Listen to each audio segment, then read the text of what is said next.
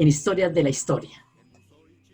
El tema de hoy, como dice Laura, es resguardos de Sopó, prosiguiendo así en nuestro recorrido por la memoria histórica del municipio. Empecemos preguntándonos, ¿qué era un resguardo? Bueno, resguardo es una unidad territorial, fue una unidad territorial originada del gobierno español, por el gobierno español. Desde allá la traen y acá es implementada a finales del siglo XVI por el sistema español. Significaba una franja de territorio, una franja de tierras que se le entregaba a las comunidades nativas para su disfrute, para que libremente la gocen, habiten y siembren y labren en ella. Un Es decir, territorio, un sí, territorio de Laura. propiedades colectivas. Sí, señora, exactamente. Es el primer territorio de propiedad colectiva que es asignado acá por el sistema español. En la fotografía que tenemos en pantalla estamos viendo las leyes con las cuales fueron implementada la asignación o la entrega de estas tierras de forma legal. Era un mandato, una cédula real, unas leyes emitidas por el rey Carlos V, primero de España. Laurita nos quiere contar esa portada, qué es lo que nos dice esa portada de las leyes nuevas de 1542 que fueron emitidas. Claro, en el escudo, en la parte de abajo, se alcanza a leer leyes y ordenanzas nuevamente hechas por su majestad para la gobernación de las Indias y buen tratamiento y gobernación de los indios.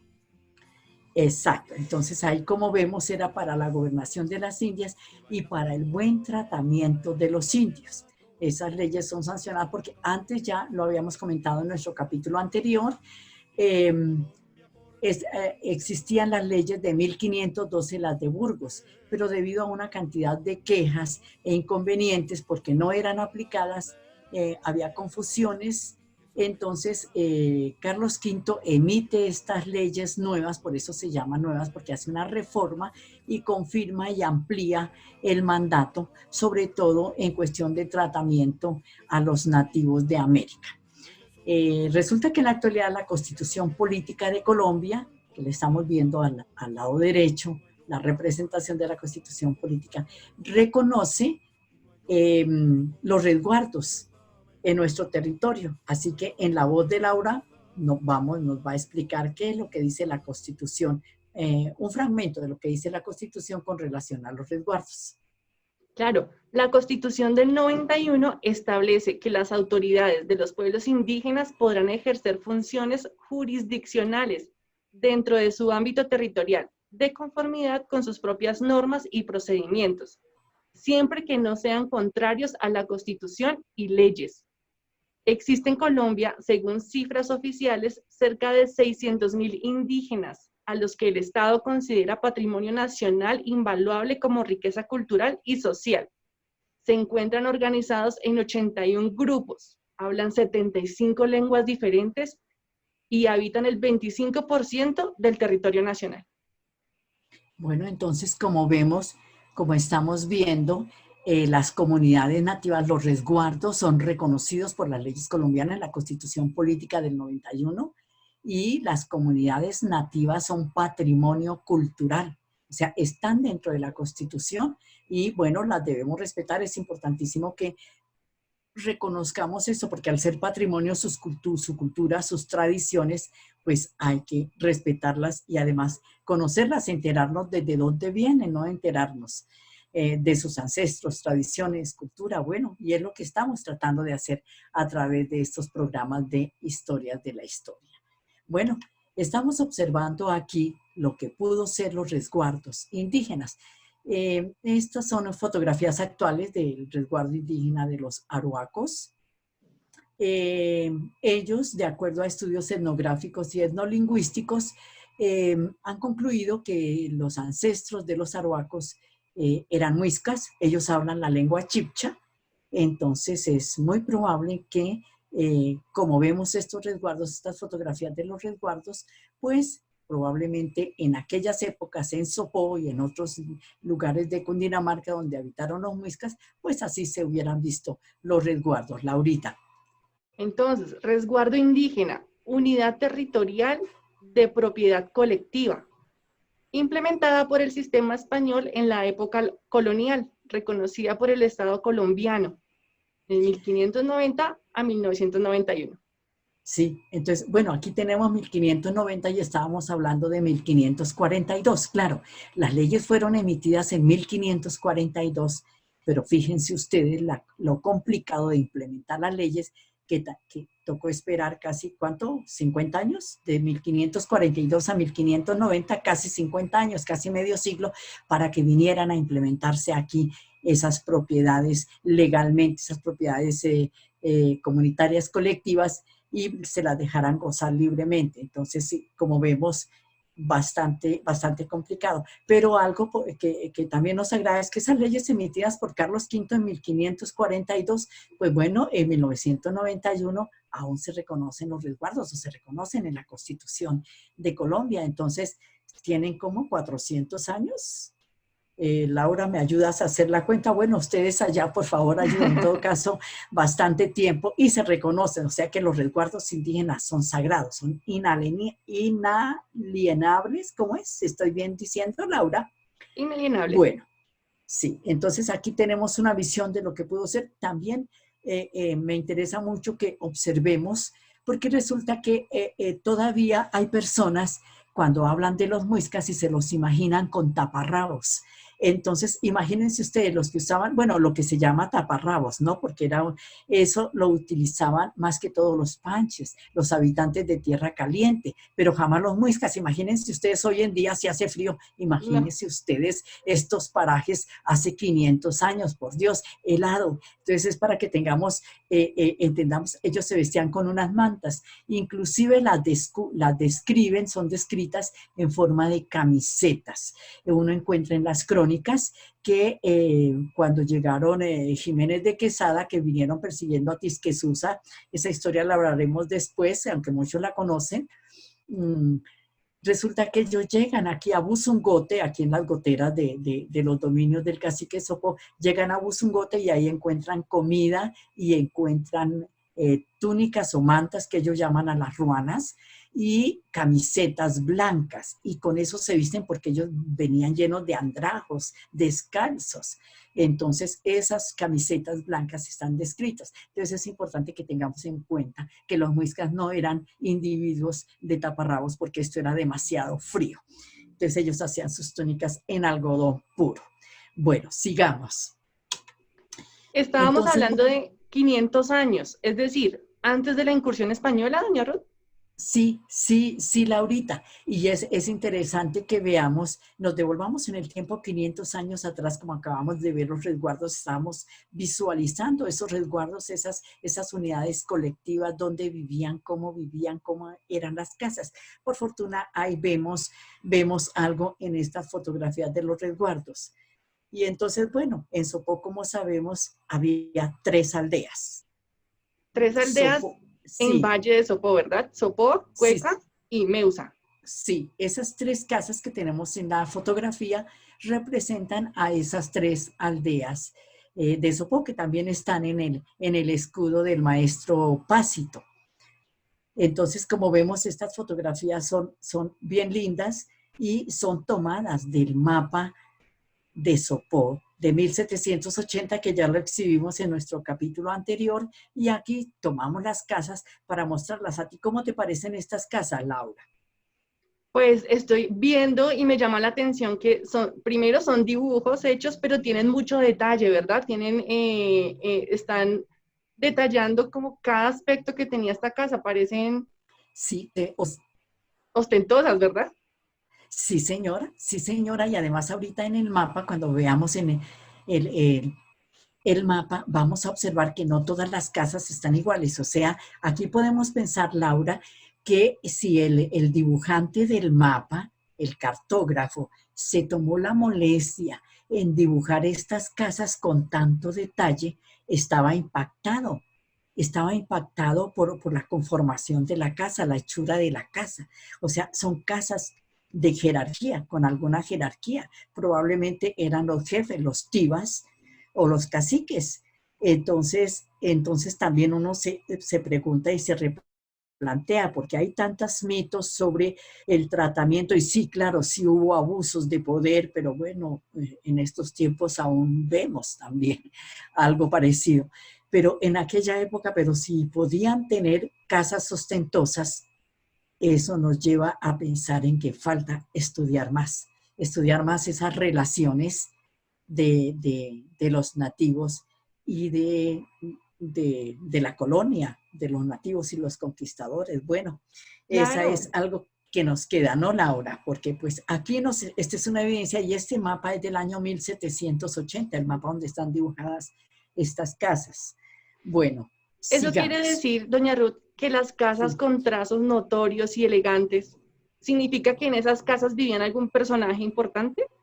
Sí, claro que sí, indudablemente. Y uno piensa, no pudo ser los chicuis, o sea, los sacerdotes, porque resulta que los chicuis y los doctrineros o los curitas, pues los pusieron, les tocó poner pies en polvorosas. De ahí es donde nació la leyenda de los chamanes. Ellos les tocó irse a ocultar en cuevas y en todos estos lugares. Ellos no podían estar a campo abierto o aquí. Entonces es probable que sea de los caciques, y vamos a dedicar un programa a los caciques, porque es interesante que conozcamos también todas esas historias que hay alrededor de los caciques, y también que las veamos sobre documentos para despejar muchos mitos o confirmar, ¿no? Claro. Laura, sí señora. Listo. Bueno, entonces avancemos. Aquí tenemos el mapa que les estaba mencionando de donde sacamos las casas. Mire, aquí está una casa, la podemos ver de donde sacó el dibujante. Entonces, como podemos observar, aquí en estas casas tienen bastante dibujo, y ya cuando la ampliamos, pues nos dimos cuenta todo lo que tiene esa casa las casas que acabamos de ver. Entonces, bueno, este es el mapa de Sopó, que ya lo habíamos exhibido. Aquí lo vamos a mirar únicamente sobre la parte de localización de los resguardos, porque como estamos hablando de resguardos, entonces aquí vemos al lado izquierdo. ¿Qué vemos? Laurita, por favor, ¿me Al ayudas? lado izquierdo, dentro del recuadro rojo, vemos tierra de los sopores. Exacto. Y en el centro, ¿qué dice? En el centro vemos redonda de Cueca. Exacto. Y aquí al lado izquierdo vemos que dice Meusua o Mensual. Mesua. Entonces aquí muy claro vemos Mesua o Mesua. Entonces estos son los resguardos que vimos, eh, que vamos a estudiar hoy en las actas. Vamos a descubrir en esas actas de asignación de resguardos que mencionamos en nuestro capítulo anterior. Hoy vamos a estudiar a ver qué descubrimos, porque ya la localización ya vemos, porque el mismo mapa en 1780 nos está mostrando dónde se encontraban localizados los sopoes, los cuecas y los meusas. Ahora vamos a ver qué descubrimos en estas actas de asignación de resguardos, que como vimos, mencionamos, las actas eran de don Miguel de Ibarra en 1593 y de don Gabriel de Carvajal en 1639.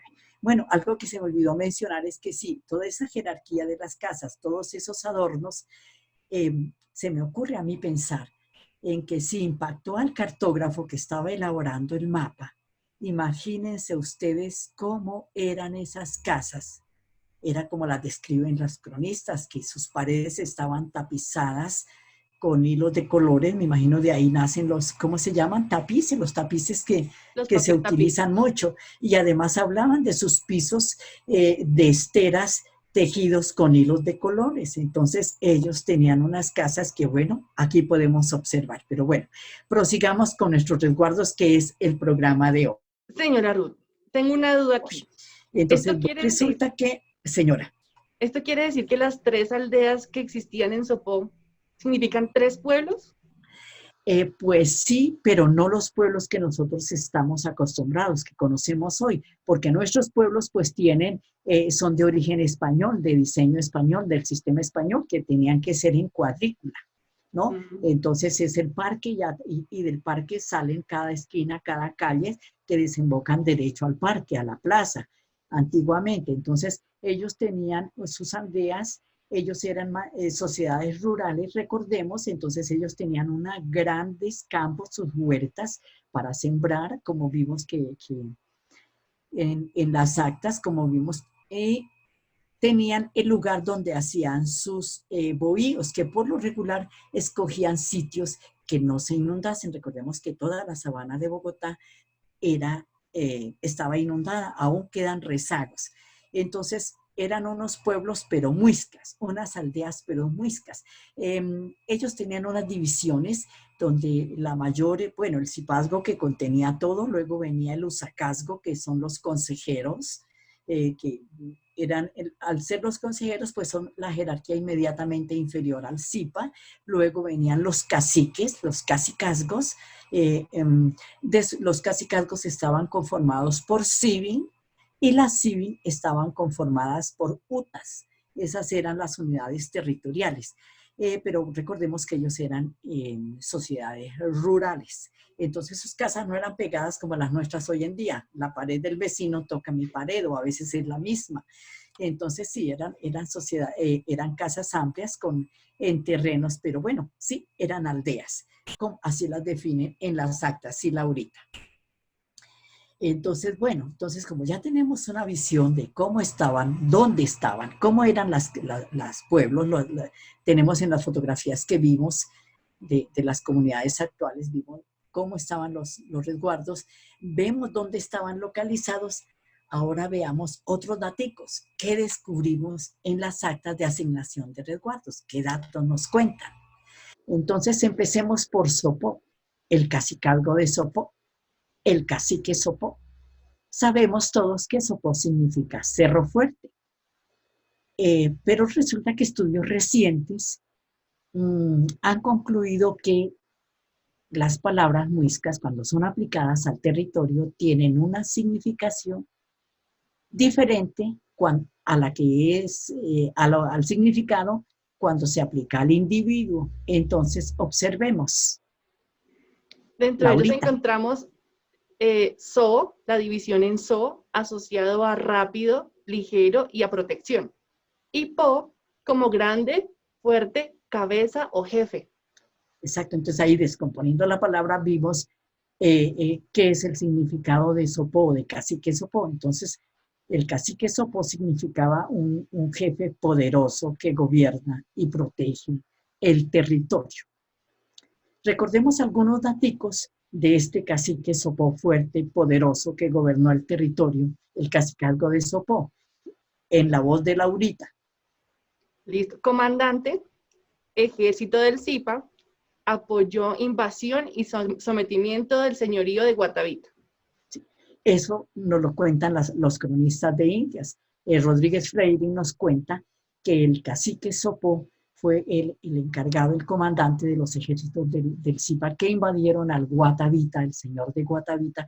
Cuando lo dominaron, lo sometieron, y cuando se dio esa ceremonia majestuosa en que el Zipa, en este caso Nemequene, iba a instituir, a investir a su hermano como cacique de Guatavita.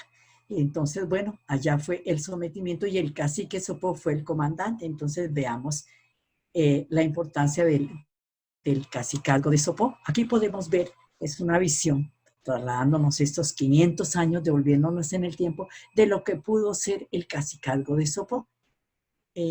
Recordemos también además que estaba cercano a Buzungote, que era la armería del Zipa, donde les conté hace un momento que llegaron a vestirse los conquistadores y a comer en el fuerte de Buzungote, que queda en Buzungote, en el cerro de Buzungote, quedaba ahí, me imagino, en el valle, al lado del cerro. Entonces, esto pudo ser el cacicazgo de Sopó con sus guerreros, el cacique, una parte donde habitaban los guerreros, porque donde había fuerte, habían guerreros. Entonces, conocemos que el cacique Sopó era un guerrero. Bueno, entonces tenemos una visión de lo que pudo ser el cacicazgo de Sopó. Veamos qué nos cuenta, qué descubrimos en esas actas de asignación del resguardo de los Sopóes en la voz de Laurita. Entonces, devolución de tierras a los Sopóes. Partió desde Pueblo Nuevo de Sopó para hacer visita ocular de las tierras y resguardos de los indios del pueblo y asiento viejo de Sopó. Y se vieron y pasearon todas y viendo el sitio y tapias que solía ser iglesia, que Ibarra les adjudicó y que por la parte de hacia los aposentos del encomendero les señaló. Listo, como vemos acá, cita los aposentos del encomendero, nos cita el famoso Pueblo Nuevo de Sopó, que es el que narramos en el capítulo anterior, cuando los llevó este señor Enríquez a reducirlos allá al lado de Unta, y que él, a juro, a la brava, quería que en Unta estuvieran los tres pueblos, desaparecerlos de acá del Valle de Sopó. Esa historia está en el capítulo anterior. Para los que no han visto el programa, se los recomiendo. Ahí está un poco más amplio toda esta historia, todo este conflicto que se presentó para la fundación de Sopó y para la entrega de las tierras. Entonces, en este fragmento que lee Laurita, vemos que habla de los aposentos del encomendero.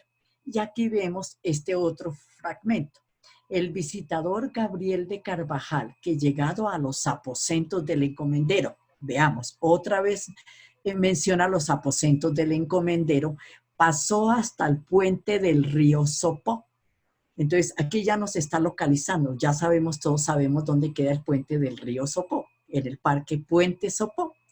Entonces, aquí dice, pasó a los aposentos del encomendero, pasó hasta el puente del río de Sopó, que era de 2 palos, dice en el acta, y se entró en las tierras y resguardos que dijeron ser de los indios de Sopó. Entonces aquí visualicemos, ya vemos, estamos en el Parque Puente Sopó, llegamos, venimos de aposentos, ¿no? Los aposentos del encomendero desde aquella época se llama aposentos. Y vemos que llegamos hasta el puente, pasamos el puente y al terminar el puente entramos a la tierra de los Sopóes. Entonces, como vimos en el mapa anterior, en el mapa, bueno, nos devolvimos mucho aquí en el mapa, la tierra de los Sopóes están al lado del puente de 2 palos que era en esa época. Entonces, bueno, aquí confirmamos dónde estaban localizadas las tierras de los Sopóes, junto a los aposentos del encomendero. Entonces, bueno, y otra cosa que también me llama la atención, aparte de confirmar la localización de las tierras de los Sopóes, de confirmar el resguardo que les fue entregado, confirmamos también que se veían muchas sementeras de trigo, cebada y maíz. Entonces, imagínense ustedes la cantidad, cómo se verían esos campos, esa parte que es plana, con todas esas sementeras de trigo y maíz, ¿no? Bellísimas. Y el trigo y la cebada que menciona, pues ya es influencia o semillas del viejo mundo, porque aquí no teníamos trigo ni cebada, aquí teníamos maíz y frijolito. Pero entonces vea cómo serían de extensos esos campos donde sembraban los Sopóes, que aquí los mencionan, que a todo lo largo y ancho se dieron muchas sementeras de trigo, cebada y maíz. Entonces, bueno, a mí me emocionan estas actas antiguas porque, como estamos diciendo, nos devolvemos 500 años, entonces estamos viendo en este momento todo esto, lo que hoy es como Puente Sopó, toda esa parte llena de sembradíos, Laurita. Claro, o sea, en conclusión, señora Ruth, las actas de Ibarra y Carvajal confirman que la tierra de los Sopóes se encontraban a partir del puente de 2 palos, del río Teusacá, o sea, Exacto. aposentos encomendero. Sí, señora, exacto, es lo que nos confirma y nos está mostrando estos fragmentos de las actas de la asignación de resguardo. Entonces, mire cómo nos entregan esos datos y confirmar nuestras hipótesis y desvirtuar algunas inconsistencias que hay con relación a la tierra de los Opoes. Y también lo pudimos ver en el mapa. Entonces, bueno, entonces ya tenemos muy claro que la tierra de los Opoes lindaba con aposentos, con la tierra de los aposentos del encomendero. Bueno, ahora vámonos con Cueca a ver qué descubrimos. Empecemos por Cueca. Al descomponer la palabra de Cueca, ¿qué encontramos, Laurita? Al descomponerla, encontramos que Q está asociado a altura y semejanza. Eka, final de territorio al pie de las montañas. Y K, cercado. Exacto, de acuerdo a esas definiciones, a esos significados, entonces, ¿qué tenemos? Tenemos que es un cercado al pie de montañas semejantes o tierras al pie de montañas semejantes. Entonces, eso es lo que significa Cueca, bonito, bonito, y es cierto, aquí tenemos las montañas semejantes de Cueca, en todo su esplendor, Laura. ¿Y ustedes qué opinan? Bellísimo, ¿sí o Es no? un paisaje hermoso. Sí, nuestros cerros son bellísimos. Les quiero comentar que esta fotografía fue utilizada para la portada del libro Sopó Historia, Mitos y Muiscas. Entonces, donde encuentran todos, que nos ha servido también de texto de apoyo, junto con claro documentos del Archivo Histórico de la Nación, eh, para hablar o para contar la historia, para hacer ese recorrido por la memoria histórica del municipio. Entonces, bueno, en este libro, Sopó Historia, Mitos y Muiscas, es la portada esta fotografía. Entonces, como vemos, sí, tenían mucha razón, montañas semejantes. Entonces, eso significa Cueca, Muy montañas bien. semejantes, tierra al pie de montañas semejantes, bellísimo, ¿no? Es hermoso. Bueno, Tengo sí, ahí una inquietud, señora Ruth, y es, así como los datos del viejo Sopó, ¿de Cueca también encontramos datos en actas? sí, sí, Laurita. Miremos, y son datos de por sí bien interesantes y un poco más amplios porque nos cuentan varios daticos. Bueno, en primer lugar, ya en nuestro capítulo anterior hablamos de las personas que se querían apropiar de las tierras. Aquí vemos las actas, los fragmentos de las actas, ya tres fragmentos distintos donde explican qué fue lo que hicieron don Miguel de Carvajal y qué era lo que estaban haciendo estos señores Miguel Cortés y Tomás García, que los vemos. Entonces, en la voz de Laurita, a ver, Miguel Cortés y Tomás García. Miguel Cortés y Tomás García, su cuñado, que sucedieron en el derecho al encomendero Juan Alonso en su estancia y que unos indios de Cueca habían ocupado tierras de la dicha estancia, desde la dicha quebradilla guanefista hasta otra que estaba más adelante que llamaron Guascativa. Fíjate, Laura, que aquí estamos descubriendo, esta acta nos está entregando el nombre verdadero, el nombre muisca de dos quebradas de Sopó. O sea, aquí tenemos dos nombres que eso enriquece la historia de Sopote. Rescatamos, recuperamos los nombres reales o los nombres muiscas de las quebradas de Sopó. Y aquí confirmamos, bueno, Miguel Cortés y Tomás García, que decían al contrario, ¿no? Ellos estaban metidos, una parte de sus tierras, de lo que consideraban sus tierras, era del resguardo de los cuecas. Aquí tenemos, aquí tenemos que entonces el licenciado, el visitador, ordena que se midan, como vimos, desde la quebrada guanefista hasta la que llamaron Guascativa. Entonces, en esta acta, en este siguiente fragmento, el dicho Miguel Cortés y su cuñado, que entraba en su estancia la tierra que había entre las dichas dos quebradas, o sea, aquí confirma, o sea, esa estancia entre las dos quebradas, Guanefista y Guascativa, estaba en la estancia de este Miguel Cortés, parece que es Miguel Cortés, pero estaba apoyándolo su cuñado Tomás García. Vemos, es lo que logramos sustraer de acá de esto. Y pidieron se volviera a referir la dicha medida, o sea, como se comprobó que las tierras que ellos decían que eran de ellos, parte de sus tierras, eran de los resguardos, entonces ellos no aceptan y que vuelvan a medir, y esta vez al contrario. Entonces aquí dice, pidieron que volviera a referir la dicha medida otra vez desde allí al dicho pueblo de Cueca. O sea, aquí fue al contrario. Primero la midieron de derecha a izquierda, ahora la miden de izquierda a derecha para verificarlo mejor. El dicho señor oidor mandó entonces que se volviese a medir la dicha medida. Se comenzó a medir el camino hacia adelante, hacia el dicho pueblo de Cueca. O sea, ya vienen de izquierda a derecha. Y con 13 cabullas menos 28 varas y media desde la quebradita guanefista se llegó a la otra que está en el mismo camino que dijeron llamarse Rusqueta. Entonces, Laura, aquí tenemos otro nombre nuevo que se integra a la historia de Sopó. Tenemos que las 3 quebradas de Sopó, que sería lo que hoy llamamos Chuscal, mi Padre Jesús y la Carolina, que bueno, ya no la vemos en la parte de arriba porque esa fue canalizada por Alpina, pero pues en alguna parte estará la quebrada La Carolina porque hace años la quebrada La Carolina se refería.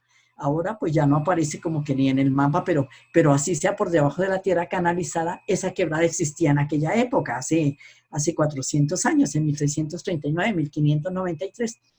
Entonces tenemos aquí, entonces esas quebradas, Guanefista, Guascativa y Rusqueta. ¿Cuál es la del Chuscal, la Rusqueta? ¿O esa es la de mi Padre Jesús? Nos queda ¿Cuál la es duda. Esa es, ahorita y eso. Sí, el orden y alguien que conozca el territorio, así que les recomiendo hagamos un grupo de estudio para aclarar estas actas con alguien que conozca un poco de territorio y a ver cómo descubrimos cuál es cuál. Lo que sí es que estas actas nos han entregado el nombre real o el nombre muisca de las 3 quebradas de Sopó. La Rusqueta, la Guascativa y la Guanefista, que son las que, aunque no sabemos cuál es cuál actualmente, porque siempre son un poquito confusas las actas, pero entonces serían la del Chuscal, la de mi Padre Jesús y la Carolina. Porque ¿qué otra hay que baja desde la montaña? Porque ellos hablan desde la dicha quebrada que baja de la sierra. Entonces, señoras y señores, como vemos, las actas de asignación de resguardos de Sopó también nos guardaban estos datos interesantísimos que acabamos de anotar, que acabamos de descubrir. Por otra parte, así como hace un momento les comenté las unidades territoriales muiscas, entonces Cueca era una civil y las civil eran gobernadas por tivas. Los tivas eran unos hombres muy prestantes, muy poderosos, porque por lo regular eran los tíos mayores y ellos eran los sacerdotes y los médicos. Y el de aquí, que en un capítulo más adelante hablaremos sobre el tiva de Sopó, entonces aquí el tiva, y por eso nuestro parque se llama Parque de los Tivas, es en honor al tiva de Sopó. Entonces, bueno, ellos eran poderosos y bueno, ya hablaremos sobre ellos también, conoceremos. Recuerden que nosotros hacemos un recorrido por la memoria histórica del municipio. Entonces, bueno, aquí tenemos el mapa. Como observan, el mapa, este mapa lo tenemos ya listo para que en el siguiente capítulo lo vamos a estudiar con encomiendas y encomenderos. Entonces, todos estos sitios que hemos encerrado acá, pues tienen su propia historia y la vamos a descubrir en el próximo capítulo. Pero hoy lo citamos acá, pues bueno, como vemos la tierra de los Sopó, es para que observemos las tierras de Tomás García y su cuñado, ¿no? Entonces aquí Tomás García, entonces lo vemos aquí, que más o menos, yo no sé, ustedes me ayudan, señoras y señores, aquí dice Tomás García, tierras de García. Entonces, esto más o menos sería lo que fue lo que hoy en día es la Armenia. Pero claro, recordemos que estamos hablando del siglo XVI, ¿verdad? Pero estas inicialmente fueron de Tomás García y es cuando comienzan a medir desde la dicha quebrada guanefista o guascativa que vimos guanefista. Entonces aquí para adelante hasta la guascativa, entonces sería por acá, que era la quebrada de la Carolina, porque este sería como el camino que iba hacia Canavita, ¿no? Sí. Entonces, estas son las tierras del Baracaldo que ahí mencionan, que más o menos yo las veo donde pudo ser o donde está Casablanca. Esto fue de un español de nombre Baracaldo y que vimos que en el acta menciona el licenciado Carvajal, que de una vez se hagan los mojones. O sea, él quería evitar a toda costa que estos señores se siguieran apropiando de fracciones de los territorios de los resguardos. Entonces, Baracaldo lindaba con el resguardo. Entonces, aquí vemos, por eso el visitador hace énfasis en que hagan los mojones. Entonces, las tierras de Baracaldo lindaban con la tierra de los Sopoes, como estamos viendo acá. Bueno, aquí ya habíamos visto que estas son la tierra de los cuecas, y entonces todo esto era de los cuecas, como vemos aquí en el nombre redondo de Cueca. Entonces las tierras de Tomás García y las de Tomás Cortés, que están en este lado, venían hacia acá.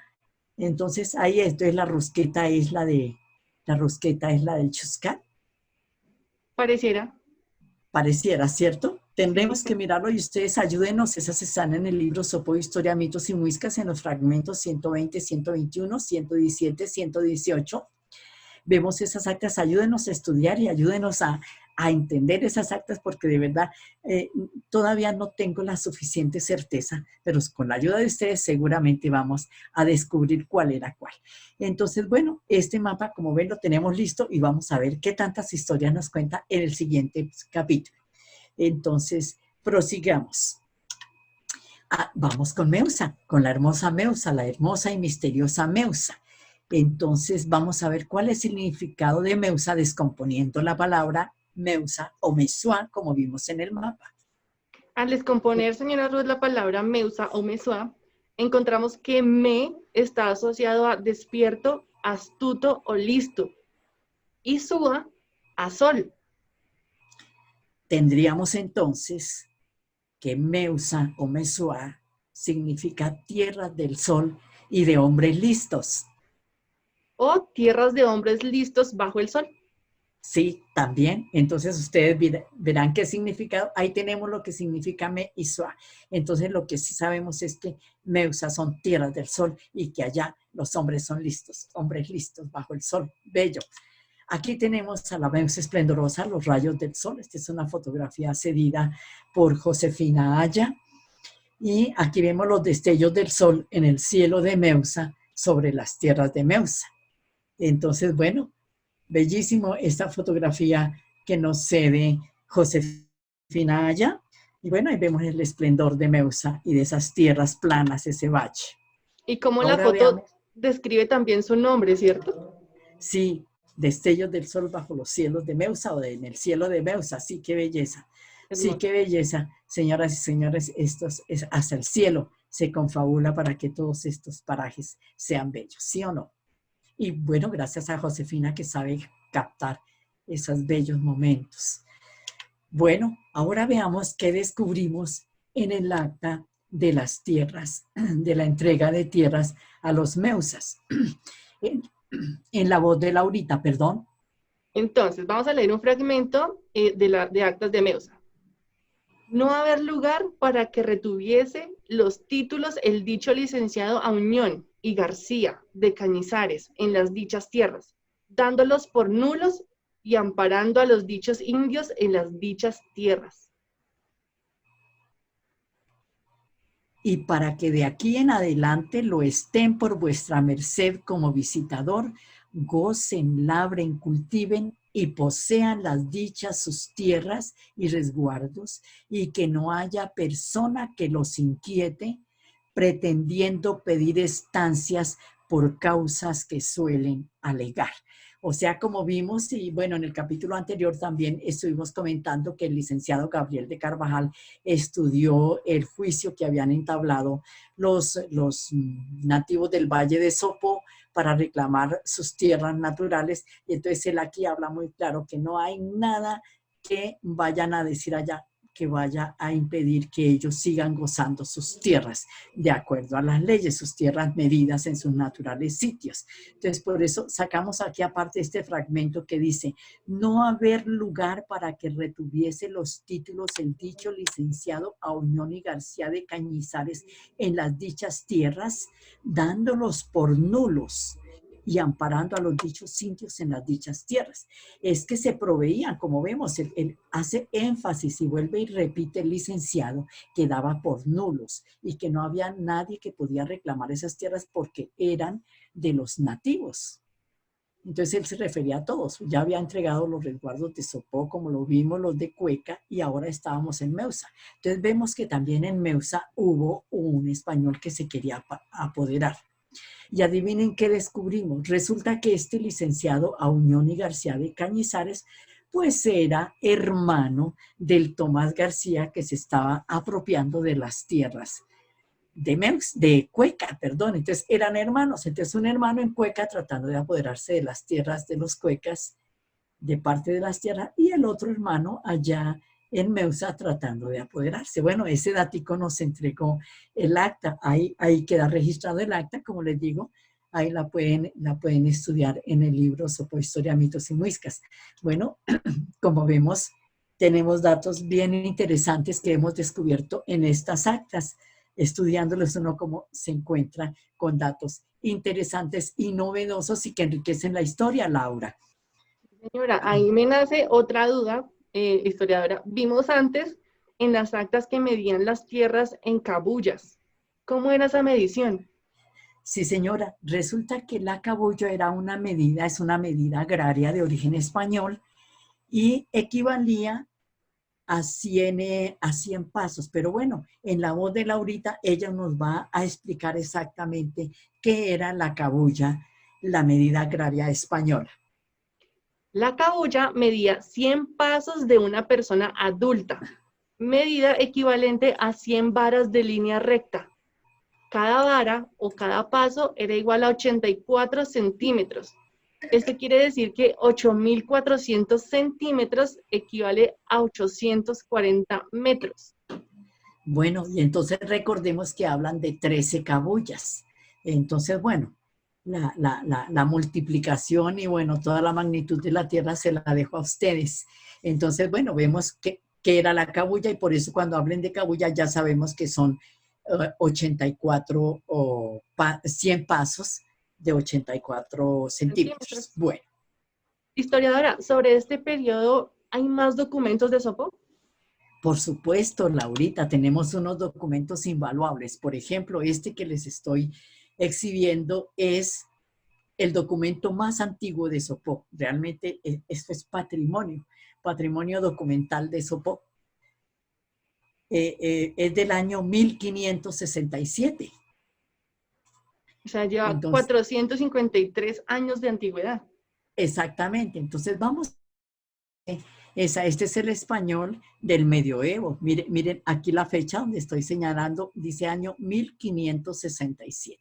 Entonces veamos, aquí dice Isabel Galeano, mujer que fue de Gaspar R.S. Eso significa Rodríguez. Mujer que fue de Gaspar Rodríguez. Sobre este encomendero tenemos una nota, se encuentra una nota en Sopó, Historia, Mitos y Muiscas. Ahí en el índice encuentran donde dice encomenderos, ahí hay una nota sobre Gaspar Rodríguez. Entonces, aquí dice la encomienda de indios de Sopó y Meusa. Entonces, aquí 1567. Entonces, bueno, aquí confirmamos con el libro de Sopó, confirmamos que la información del libro pues es verídica, es real. Aquí vemos que Isabel Galeano, mujer que fue de Gaspar Rodríguez. Entonces, conformamos datos, bueno, de Sopó, Historia, Mitos y Muiscas, y como les digo, este documento pues es patrimonio documental de Sopó, porque pues imagínense la edad que tiene, 453 años, es el documento más antiguo que existe de Sopó. Bueno, tenemos otro, Sopó Meusa, nos da otros datos en esta acta que es posterior, este es como de los años 1570 y algo, porque don Rodrigo Zapata, aquí se lee Capata, ¿no? Don Rodrigo Zapata aparece como escribano, como secretario, y don Rodrigo Zapata llega aquí hacia 1570 porque él era hermano del arzobispo Cárdenas de Zapata. Entonces, ellos llegan aquí como hacia la década del año 70, 1570. Entonces este documento es, ya estando don Rodrigo Zapata aquí como escribano, pues es más o menos de la década del 70. No tengo el dato exacto acá, pero lo indagaré y se lo comunicaré. Este dato es bien interesante, mire, aquí podemos leer encomendero de los indios de los pueblos de este repartimiento de Sopó, Meusa, Itunjaque y Suaque. O sea que Meusa estaba integrada también por Tunjaque y Suaque. Laura, señoras y señores, resulta claro, y Suaque hoy en día son territorio de La Calera. Entonces, este es otro dato interesantísimo que nos entrega este documento, que también es bastante antiguo. Entonces, podemos ver que Meusa, Tunjaque y Suaca era una sola. O sea, probablemente allí hubo dos repartimientos, porque en los registros hay dos encomenderos. Uno que era este Gaspar Rodríguez con su esposa Isabel Galeano, que aquí en el documento anterior vimos que ya ella aparece como encomendera, o sea, ella le sucede porque había fallecido. En 1567, este Gaspar Rodríguez había fallecido porque aparece la esposa. Y claro, ella era poderosa porque ella era hija de Galeano, el que fundó Santander, el que fundó Vélez. Santander. Entonces ella era hija de este conquistador Vélez, que es un compañero de Quesada y son los primeros que llegan. Entonces, este de Meusa, Tunjaque y Suaque, entonces nos muestra que hubo dos repartimientos acá en aquella época, en estas primeras épocas. En Meusa, uno que le pertenecía a este Gaspar Rodríguez e Isabel Galeano, su esposa, y el otro a Juan de Avellaneda, que también lo apodaban Juan Fuerte. Entonces, bueno, eso es lo que nos muestran estos documentos, lo que nos confirman estos documentos. Sobre este Juan de Avellaneda también encontramos en la parte de encomenderos en Sopó, Historia, Mitos y Muiscas. Tengo otra Entonces, duda, bueno, historiadora, me surge. señora. ¿Qué diferencia hay entre el repartimiento y el resguardo? Sí, señora, excelente, excelente poder hablar sobre eso. Bueno, el repartimiento es la figura con la cual llegan los españoles y son las primeras medidas que toman, medidas agrarias, aparentemente agrarias, porque, a ver, ese repartimiento lo instauran o lo hacen con el cabildo, cuando el cabildo era la máxima instancia de gobierno acá. O sea, apenas llegan los conquistadores, en 1538 Gonzalo Jiménez de Quesada instaura en Santa Fe el primer cabildo, y donde ellos eran, ¿quiénes eran los regidores, los cabildantes? Pues ellos mismos, o sea, ellos eran juez y parte, ¿no? Entonces ellos, como no tenían más leyes en ese momento ni nada, entonces ellos distribuyen el repartimiento, que es repartimiento de la obra de mano, de los nativos, de los indios, como ellos decían, porque es que la palabra indio también tenemos que tener en cuenta que la palabra indio la introducen ellos, aquí no habían indios, aquí habían muiscas. Los indios la introducen ellos con el descubrimiento y con la conquista y la colonización, aquí no habían indios. Entonces, bueno, entonces ellos cuentan, a ver, hay tantos, y tantos para usted, tantos para mí, tantos para fulano, para sutano, para mengano. Entonces, ese es el repartimiento y ellos se lo llevan, los trasladan a reducciones, que se utiliza también en estos primeros documentos, la palabra reducción también, porque es que los llevaban a la montonera, ¿no? Como son míos, entonces los llevan a la tierra, a que estén cercanos a la encomienda, a las tierras que habían escogido para ellos. Entonces, y ya les digo cómo fue, y eso funcionó aquí porque la Real Audiencia se instaura aquí en 1550, y al comienzo fue muy caótico, fue todo un caos, pues así como vimos que tocó emitir leyes nuevas, y hasta finales del siglo, hasta 1590, es cuando puede tratar de ponerse orden. Entre tanto, pues los señores de todo eran los conquistadores. Tuvieron tanto poder y entonces, bueno, por eso hablan de repartimiento. Y observemos también que aquí, que esto es de 1570, que ya había pasado un poco de tiempo, que ya les habían entregado las tierras, este señor vuelve y habla aquí de un repartimiento, cuando ya no existían repartimientos porque estaban los resguardos. Ujú.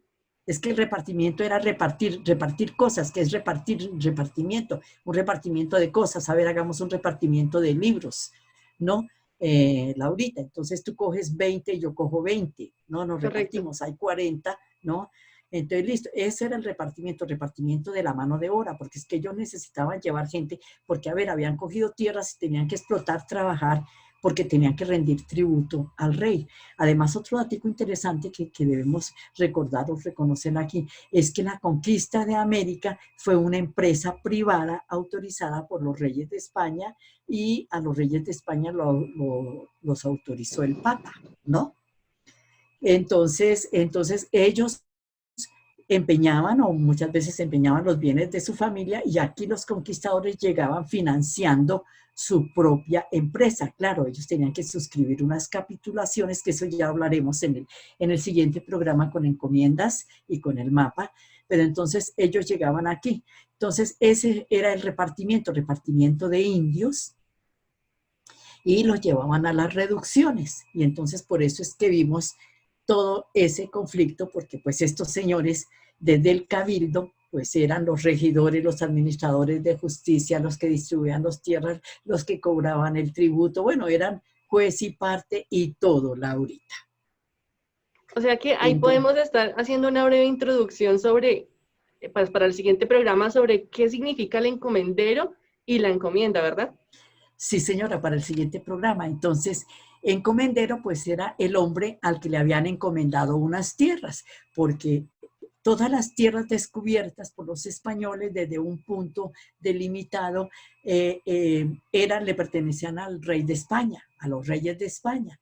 Entonces, como todos los territorios le pertenecían a los reyes de España, así como todos los súbditos, recuerda que el rey de España pues decía quién vivía y quién moría, él era el dueño de todo. Entonces, las tierras eran de él, entonces él le comendaba un territorio, claro, tenía ciertos límites, ciertas medidas, y entonces, la tierra encomendada, entonces el tipo que iba a explotar o iba a trabajar esa tierra se le llamaba encomendero. Entonces, ese encomendero para explotar la tierra necesitaba mano de obra. Entonces, esas son las encomiendas y los encomenderos que vamos a estudiar sobre el mapa en el siguiente capítulo. Es por esa razón, entonces, que no funcionó el repartimiento, porque los llevaban a tierras distintas que no eran las nativas, ¿verdad? Sí, señor. Entonces, eso para confirmar también nuestro capítulo anterior y que aquí, por ejemplo, en el Valle y en muchos lugares se revelaron, así como también hubo muchos que no dijeron nada y se fueron a esas reducciones allá amontonados unos sobre otros a sufrir. Aquí en el Valle de Sopo, por fortuna, eso no sucedió. Aquí les dieron sus tierras, sus resguardos y el repartimiento, que era donde los llevaban a amontonar, como vimos que los trataron de amontonar en UNTA, a los tres gentíos, a los tres pueblos. Ellos no, y por eso aquí se demoró tanto la fundación, un siglo casi, y bueno, y aquí por eso no funcionó el repartimiento, porque ellos querían sus tierras y su resguardo. Sí, señor.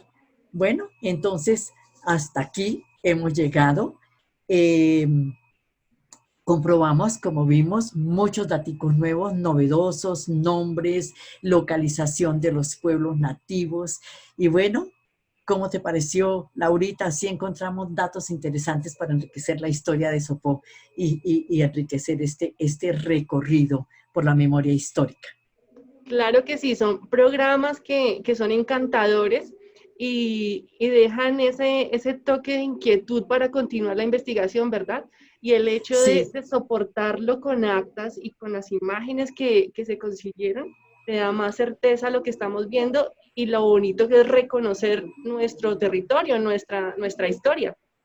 sí, Laura. Entonces, bueno, como vemos aquí hemos visto documentos invaluables para la historia de Sopó, interesantísimos también para estudiar y que nos muestran que, bueno, nos falta muchísimo por indagar, por investigar, por descubrir. Bueno, muchas gracias a todos y mil gracias por su atención y nos vemos en el siguiente capítulo. Les recomiendo suscribirse ahí abajito para que tengan los datos del siguiente capítulo. Muchas gracias por su atención. Muchas gracias, buena tarde.